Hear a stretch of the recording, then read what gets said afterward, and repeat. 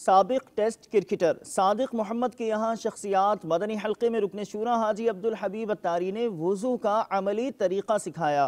باب المدینہ کراچی پاکستان میں مجلس اصلاح برائے کھلاڑیان کی کوشش پیش خدمت ہے۔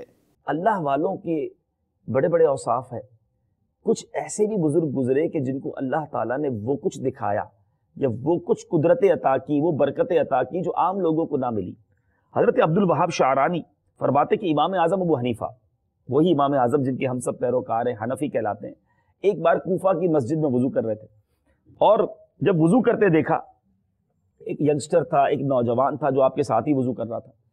آپ نے اس کے وضو سے جو ٹپکتے ہوئے قطرے تھے اس کو دیکھ کر ارشاد فرمایا، میرے بیٹے ماں باپ کی نافرمانی سے توبہ کر لے۔ اس نے فوراً عرض کی، میں نے توبہ کی۔ ایک اور شخص وضو کرتے ہوئے دیکھا، اس کے قطرے ٹپک رہے تھے، آپ نے فرمایا، اے میرے بھائی بدکاری سے توبہ کر لے۔ اس نے کہا، میں نے توبہ کر لی۔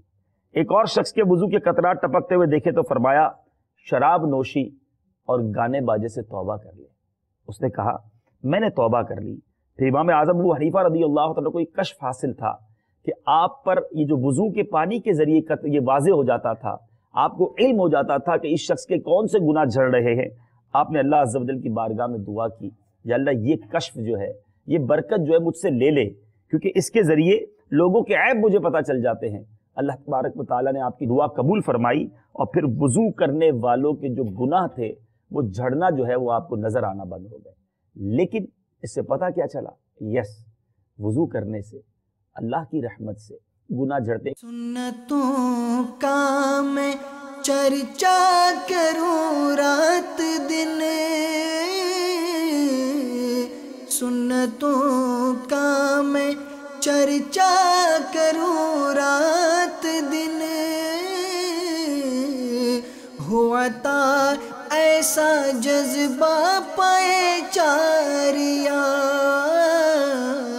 میں شکریہ ادا کرتا ہوں دعوت اسلامی بھائیوں کا کہ انہوں نے ہمیں مدعو کیا، اور بہت نیک اور اچھی باتیں سننے میں ملی، اور میں دعاگو ہوں اپنے لیے بھی کہ ہم عملی طور پہ بھی اس کو کنٹینیو رکھیں۔ مولانا صاحب نے جو ہمیں بتایا وضو کے بارے میں، تو بہت ساری نئی چیزیں بھی ہمیں نظر آئیں اس میں، کیونکہ کمیاں تو انسان کے اندر رہ ہی جاتی ہیں، اور دعوت اسلامی بہت ہی زبردست، ہم نے بہت کم ٹائم میں لیکن بہت زیادہ ہم نے مزہ اس کا اٹھایا، اور میرا خیال ہے کہ یہ اگر اس طریقے کی ہم لوگ اٹینڈ کرتے رہیں گے تو بہت ساری چیزیں سیکھنے کو ملیں گی اسلام کے بارے میں۔ میں سمجھتا ہوں کہ آج میرا بڑا خوش نصیب دن ہے کہ جب میں یہاں پہ آیا، بڑی نالج میرے کو ملی اور کافی کچھ سیکھا میں نے اس سے۔